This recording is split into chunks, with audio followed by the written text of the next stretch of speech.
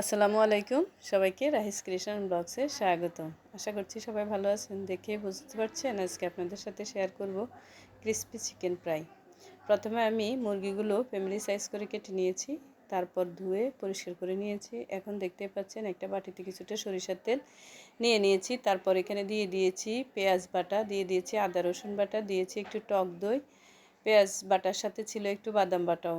তো এরপর দিয়ে দিচ্ছি এখানে ডার্ক সয়া সস, তারপরে দিয়েছি ফিশ সস, তারপরে দিয়েছি এখানে পরিমাণ মতো একটু গরম মশলা, দিয়েছি 2 টেবিল চামচ মরিচের গুঁড়ো। চিকেন ফ্রাইতে মরিচ একটু বেশি লাগে। এরপর দিয়েছি আমি একটু পিঙ্ক সল্ট। তারপর সবগুলো উপকরণ একসাথে নিয়ে ভালোভাবে মেখে তারপর এখানে দিয়ে দিয়েছি একটু টমেটো সস। তারপরে দেখতে পেয়েছেন দিয়েছি একটু এখানে চিনিটা কিন্তু মিষ্টি হবে না, এটা ব্যালেন্স, অর্থাৎ আমাদের টেস্টের যে ব্যালেন্সটা সেটা ঠিক থাকবে। সবগুলো একসাথে মিশিয়ে তারপর এখানে মুরগির গায়ে ঢেলে দিয়েছি, অর্থাৎ মুরগিগুলো যে আমি পিস করে রেখেছিলাম সেগুলোতে এখন ভালোভাবে মশলাটা লাগিয়ে নিচ্ছি। মাখানোটা কিন্তু ইম্পর্টেন্ট। আপনারা দেখতে পাচ্ছেন কীভাবে আমি হাত দিয়ে ভালোভাবে এগুলো মেখে নিচ্ছি, এবং যাতে মাংসের সব জায়গায় মশলা ভালোভাবে লাগে সেটাও কিন্তু এনশিওর করতে হবে। তারপর এটা আমি 2 ঘন্টার জন্য এক পাশে রেখে দিয়ে তারপর এখানে আমি দিয়ে দিয়েছি পর্যাপ্ত পরিমাণে ময়দা। তারপরে আগে দেখতে পেয়েছেন আমি এখানে 3 টেবিল চামচ কর্নফ্লাওয়ার দিয়েছি এখানে একটু পিঙ্ক সল্ট, দিয়েছি একটু বিট লবণ, এরপরে দিয়েছি এখানে গোলমরিচের গুঁড়ো, তারপর দিয়ে দিচ্ছি এখানে মরিচের গুঁড়ো, তারপর এখানেও দিয়ে দিচ্ছি একটু মশলার গুঁড়ো। তারপর সবগুলো একসাথে ভালোভাবে মিলিয়ে নিচ্ছি।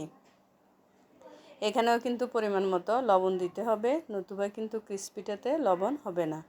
এরপর দেখতে পেয়েছেন 2 ঘন্টা পর আমি মাংসগুলো ফ্রিজ থেকে নামিয়ে নিয়েছি, নর্মাল চেম্বারে রেখেছিলাম। তারপর আবারও ভালোভাবে মেখে নিয়েছি হাত দিয়ে। অন্য দিক দিয়ে আমি চুলায় ফ্রাই প্যানে অর্থাৎ কড়াইতে পর্যাপ্ত পরিমাণে তেল বসিয়ে দিয়েছি গরম হওয়ার জন্য। তারপর এখানে যে ময়দাটা করে রেখেছিলাম আগের থেকে সেখানে এখনও চিকেনগুলো দিয়ে দিয়েছি। দিয়ে এখন দেখতে পাচ্ছেন কিভাবে আমি চিকেনের গায়ে ময়দা লাগিয়ে নিচ্ছি। এখন কিন্তু আমি খুব বেশি জোরে জোরে চেপে কিন্তু লাগাচ্ছি না, সেটা আপনারা খেয়াল করলেই বুঝতে পারবেন। তারপর যখন এটাতে ময়দা লাগানো হয়ে গিয়েছে এ পর্যায়ে আমি কিন্তু এগুলো এখন একটু পানিতে দিব, ডুবো পানিতে দিতে হবে।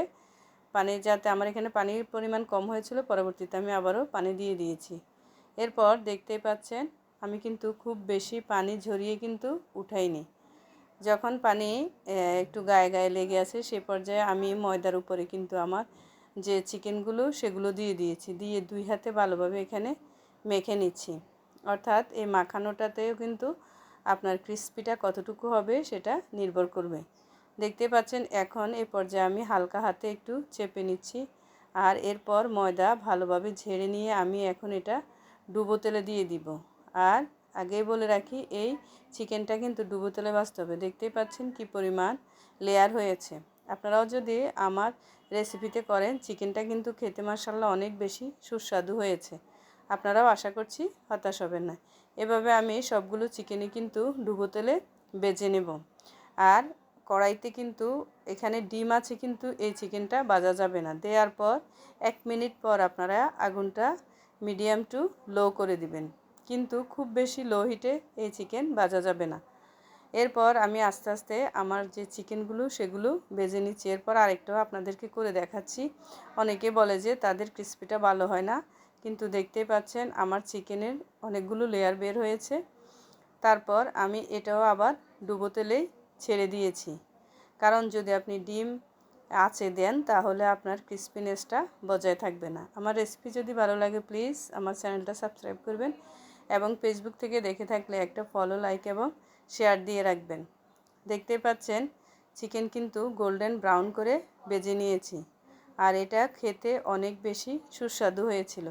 আপনারা বাসায় একবার হলেও ট্রাই করবেন, এটা বানিয়ে খাবেন। আর আমরা কেএফসি স্টাইল যে চিকেন সেটাই বানিয়ে নিয়েছি, তবে এটা আমাদের স্টাইলে আমরা করেছি। এটা খেতেও কিন্তু অনেক বেশি সুস্বাদু হয়। বাজার থেকে এত টাকা দিয়ে কিন্তু চিকেন আর কিনতে হবে না। সবাই ভালো থাকবেন, আল্লাহ হাফেজ।